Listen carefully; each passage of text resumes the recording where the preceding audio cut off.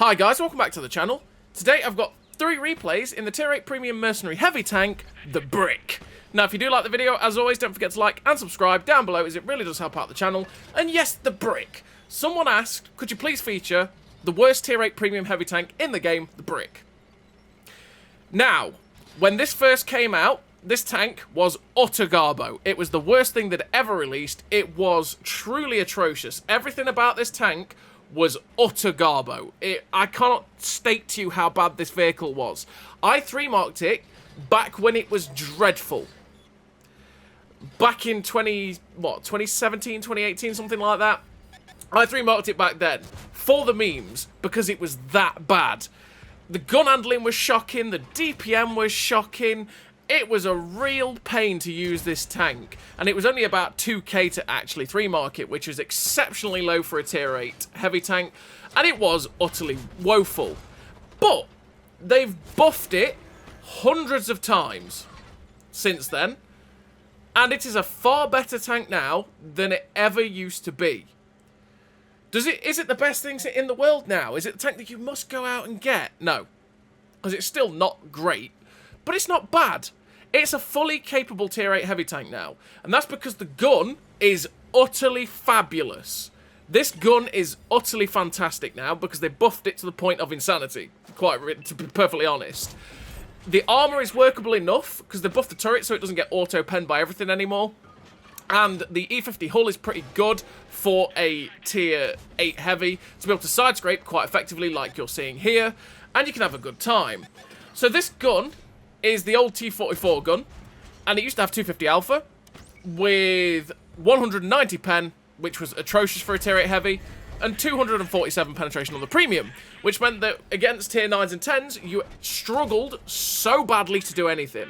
And then to add to that, you had pretty poor accuracy, bad aim time, bad on the move and rotation dispersions, and that just meant that you very rarely could get this gun on target, and even when you did get it on target, because the gun depression was fairly awkward, you'd probably still miss anyway and have to reload for about 10 years, you know? But now, this tank's got a 3.1k DPM with the build that I run, which is absolutely fantastic. It's one of the best DPMs at Tier 8 for a heavy tank. 5.4 second reload with 280 alpha is very, very nice. 0.24 accuracy at 100 meters with the build that I run is superbly accurate. 1.51 accuracy during rotation and 0.4 accuracy during rotation and movement, sorry, I should say, means that your gun is very rarely blooming out. It's pretty much always fully aimed, and your aim time that used to be 2.9 seconds base is now 1.93 seconds with the aim time that I've got, which is over a second better than it used to be, which means you can actually get this gun aimed in to hit the target, as well as hit the target because you've got pretty good accuracy. You've got 880 meters a second shell velocity on the standard AP, which is slow. It's below average, so that is a bit of a pain. But 1,100 meters a second shell velocity on the premium APCR is pretty damn good. You've got that 5.2 degrees of gun depression, which can be pretty awkward, like I say. That's what it used to make it a bit frustrating. The fact that you couldn't get the gun down, and then it took forever to aim the gun, and then once you'd aimed the gun, you still missed anyway, and then it took forever to reload for 250 alpha. That was the pain. These days, it aims in very quick. Its DPM is fantastic. Like I said, its reload is great. And you can absolutely eviscerate tanks so damn quickly with this tank. And that's why it's a lot better than it used to be. Like I say, is it the best thing since sliced bread? Absolutely not. But it's more capable now, and it's not one that you should take lightly when you see it in the battlefield. Because it used to be like, oh, it's a brick, lol. But I think it's one of those tanks that's possibly just, because it was so bad and the reputation for this vehicle is so poor, it'll never recover just from that early reputation that it got. So what do I run in terms of a crew and equipment? Well, I run Born Leader, Rapid Reload, 6th Sense, Situational Awareness, Track Mechanic, Clutch Braking, Steady Aim, Snapshot, Run and Gun, the Advanced Loader, the Gun Stabilizer, Optics. Optics to be able to get the 448 meters of view range that I have, which is really poor view range, by the way, because it's very, very blind. All 3 gun perks to make sure that this gun is as good as possible, so that I'm always ready to go. Same with the Gun Stabilizer to get the accuracy during rotation and movement down as low as possible. And that means that I can use what is the main asset of this vehicle, which is the fabulous 100mm gun that it's now got. And then clutch braking to make the track traverse go at 26.16 degrees a second, because it is pretty slow to turn on this tank. It's got a 40 km/h top speed, 15 km/h reverse speed, which is 11.82 horsepower per ton ratio, which means it does hit its top speed, but it's a little bit sluggish and slow at times. And with the track reverse being so poor at 26 degrees a second, you really wanted to help that out with that clutch braking. As you saw with the first game, we did finish with that 2.5k damage, 1500 base XP on a tier 10 game, and that just showed that if you use this tank to its strengths, like the side scraping, it will ricochet quite a few shells, and then you can just keep putting the hurt out, which is very, very nice. And this gun is superbly consistent and very good at just keeping the damage flowing, which is very, very nice for the brick. As they say, it's an asset that it just never used to have. And I can't describe to you how bad this tank was. It was so awful. And by the way, don't text and drive, kids. This is what happens when you put auto drive on and then look down at your phone for a bit and then look up and go, "Oh, I'm sorry, Mr. Earthshaker. I just had auto drive on." But yeah, I digress. Yeah, I can't describe to you how bad this vehicle was. It was the worst thing they'd ever introduced, and it was like, you're asking how much for such a god-awful tank? Ugh. And like I say, nowadays, it's a lot better. It's a lot more capable. If you own a brick, you'll have a lot more fun with it than you ever used to have, and you'll probably have some pretty damn decent games like you're going to see in the next two. And you'll have a fully enjoyable time. Is it one that you should be going, yes, I want to go out and get a brick now? No, no, not really. But you can still have fun with it. And to the person that said, can you feature the worst tier 8 premium heavy tank in the game? I don't think it is anymore. To be perfectly honest, I think it's a fully capable tank. And the fact that it's been buffed so many times is just the fact that it's one of those tanks that probably gets overlooked purely because of how poor it was when it came out. And there is no, again, there's no describing truly how atrocious the vehicle was when it first came out. I think it's just the combination that what was bad about this vehicle was the fact that the IS-6 turret on it was 150mm on the front. And that meant that a lot of tier 8 premium, even tier 8 premium, would go straight through the turret front, which was painful.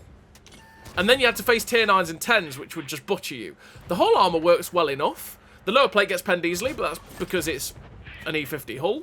The upper plate will bounce you quite a lot. And the side armour is good enough that you can side scrape pretty effectively in this vehicle. And with that 40 km/h top speed, you're a bit sluggish to get up to it, but you're decently mobile. The turret rotation is a lot faster than it used to be. I mean, we're at 27.15 degrees a second now. It used to be even slower than that. I mean, like I said, the clutch braking makes the 26.16 degrees a second hull rotation speed quite meh. It's not even good, it's just meh, right? Which makes the mobility feel even more sluggish.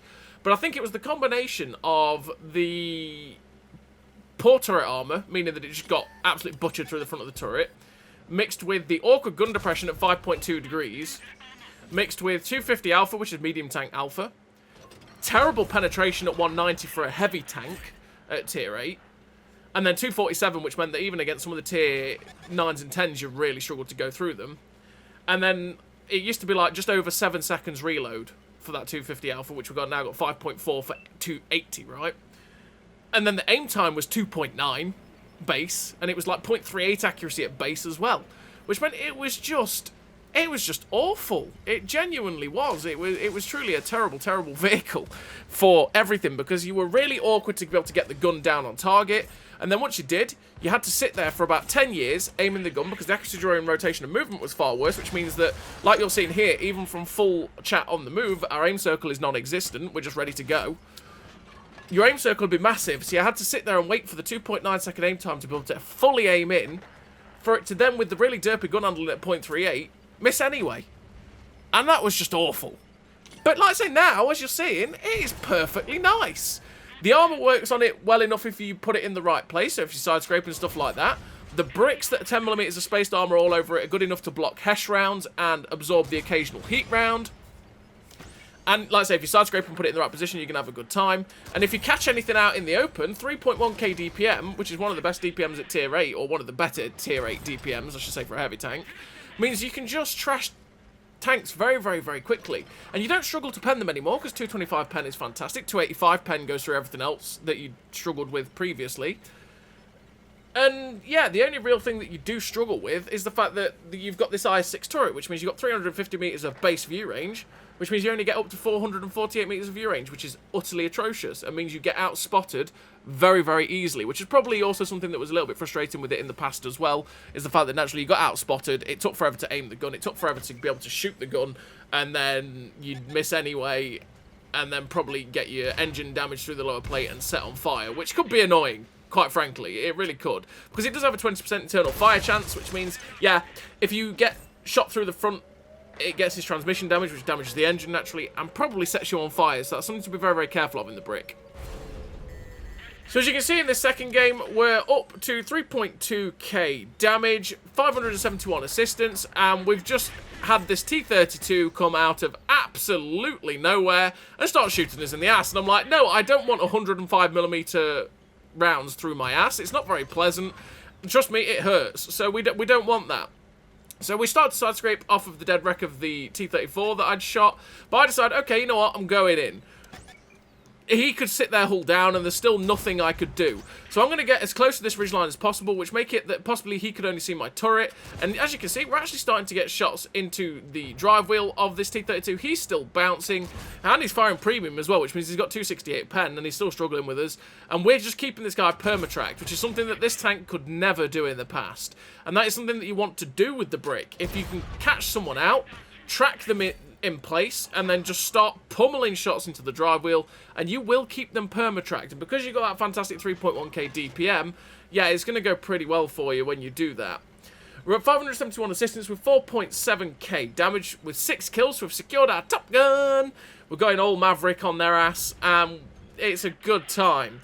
So we've finished the game there with that really nice total, with the victory, top of the team, 6 kills, 4.7k damage, 571 assistance, 1840 blocked, ace tanker, Top Gun, high caliber, with the 1958 base XP. A really nice game there for the brick, which, like I say, it's not the worst tank in the universe anymore.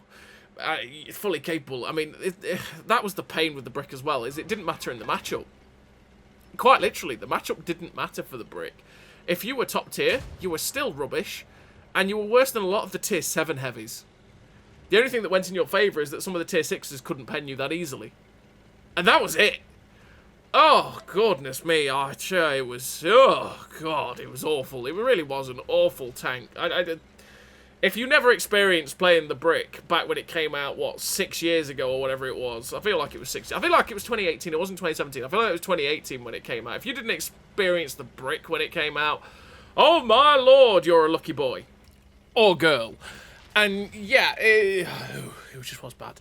Anyway, we're on the third and final replay of this video, and we are on Muravanka. And on Muravanka, I want to go to the heavy tanky brawly location, where we can get on the corner, limit the amount of tank that people have to shoot, and just play a little knife fight on the corner, which is something that the brick can do quite well, because obviously the gun is that good now, and the DPM is that nice, that if you can just keep poking round, going bang, bang, you'll rack up damage super duper quickly, and rack up kills pretty quickly too.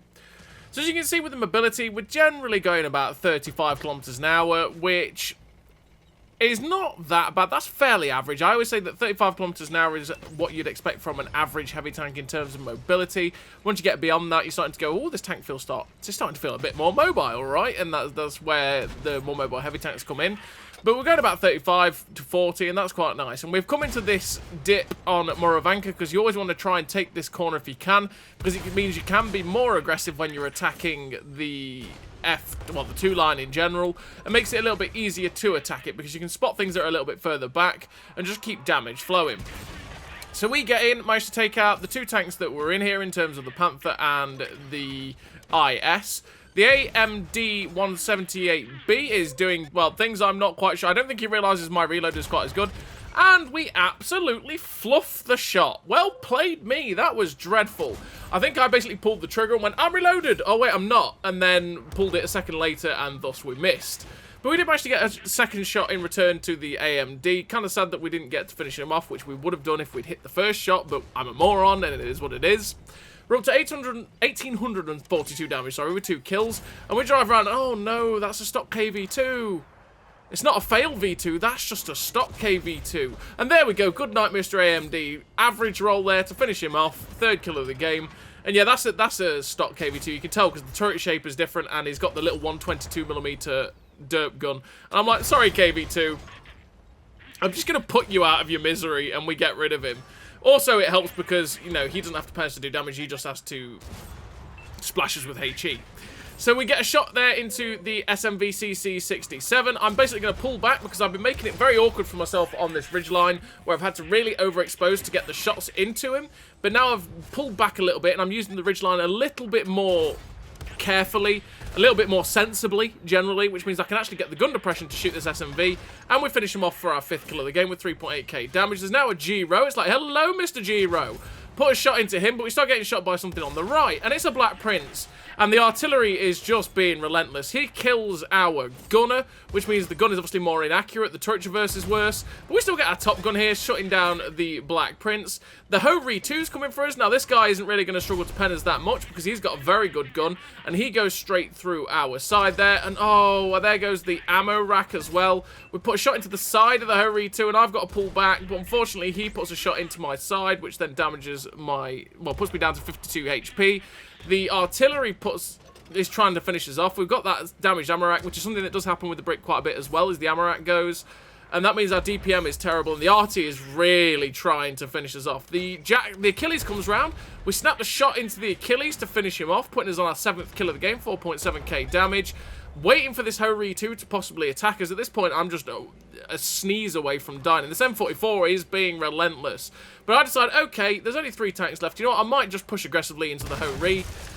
And sadly, the M44 shuts us down, making it so that we can't quite secure our 8th kill of this game. But we've finished with the victory, 7 kills, 4.8k damage, 1800 blocked, with the Ace Tanker, the Devastator, Top Gun, the High Caliber, and the 1970 base XP. A really nice game there for the brick, which, like I say, is a tank that used to be absolutely atrocious. These days is pretty okay, and it's fully capable just because the gun handling on it is so much nicer than it used to be, and the DPM is so good as well, meaning that even in the bottom tier matchup you can do pretty decently with it, but as well as that, even in a top tier matchup where you used to be still Garbo, you can actually do something.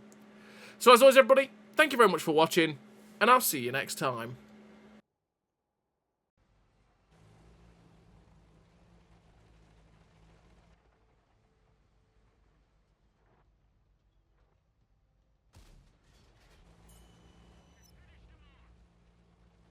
A great success!